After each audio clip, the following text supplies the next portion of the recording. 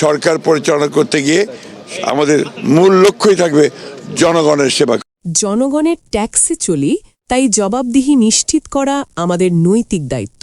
স্থানীয় সরকার, পল্লী উন্নয়ন ও সমবায় মন্ত্রী মির্জা ফখরুল ইসলাম আলমগীর এই গুরুত্বপূর্ণ বার্তা দিয়েছেন। তিনি বলেন, দেশের অর্থনীতি এবং রাষ্ট্র ব্যবস্থা বর্তমানে যে চ্যালেঞ্জের মুখোমুখি তার মধ্য দিয়েই সরকারের উন্নয়ন পরিকল্পনা বাস্তবায়নের কাজ চলছে। মন্ত্রী উল্লেখ করেছেন, একটি সফল রাষ্ট্র নির্মাণে আমাদের সকলের ঐক্যবদ্ধ প্রচেষ্টা অপরিহার্য।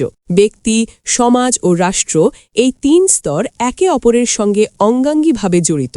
ভিন্ন মত বা বিভেদের কারণে আমরা যদি বিচলিত হই, তাহলে উন্নয়ন, সুশাসন এবং ন্যায়ভিত্তিক সমাজ প্রতিষ্ঠা কঠিন হয়ে দাঁড়ায়। কিন্তু যখন আমরা একে অপরের পাশে দাঁড়াই, তখন যে কোনো চ্যালেঞ্জ মোকাবেলা করা সম্ভব।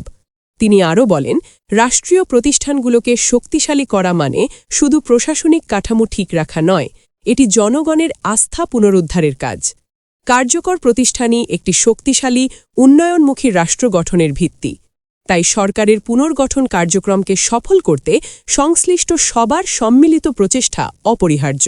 মন্ত্রী স্পষ্ট করেছেন, গ্রামের মানুষ আজও অনেক কষ্টে রয়েছে। এটি শুধু আবেগ নয়, এটি বাস্তব সামাজিক সত্য। তাদের দুঃখ লাঘব করা রাষ্ট্র, সমাজ এবং সচেতন নাগরিক সবারই নৈতিক দায়িত্ব। কর্মসংস্থান সৃষ্টির মাধ্যমে ধীরে ধীরে গ্রামের মানুষের কষ্ট কমানো হচ্ছে। সরকারের অগ্রাধিকার এখন শৃঙ্খলা পরিস্থিতি উন্নয়ন, দুর্নীতি নিয়ন্ত্রণ এবং জনগণের জীবনে শান্তি ও নিরাপত্তা ফিরিয়ে আনা। মন্ত্রী জানান, প্রধানমন্ত্রী স্পষ্ট বার্তা দিয়েছেন, জনগণের আস্থা, সেবা এবং ন্যায় নিশ্চিত করা হল দেশের অগ্রগতির মূল চাবিকাঠি। শেষে তিনি পুনরায় সকলকে আহ্বান জানান, নিজেদের দায়িত্ব এবং কর্তব্যকে স্বচ্ছতার সঙ্গে পালনের মাধ্যমে আমরা একটি শক্তিশালী, উন্নয়নমুখী এবং ন্যায়পরায়ণ বাংলাদেশ গড়ে তুলতে পারি।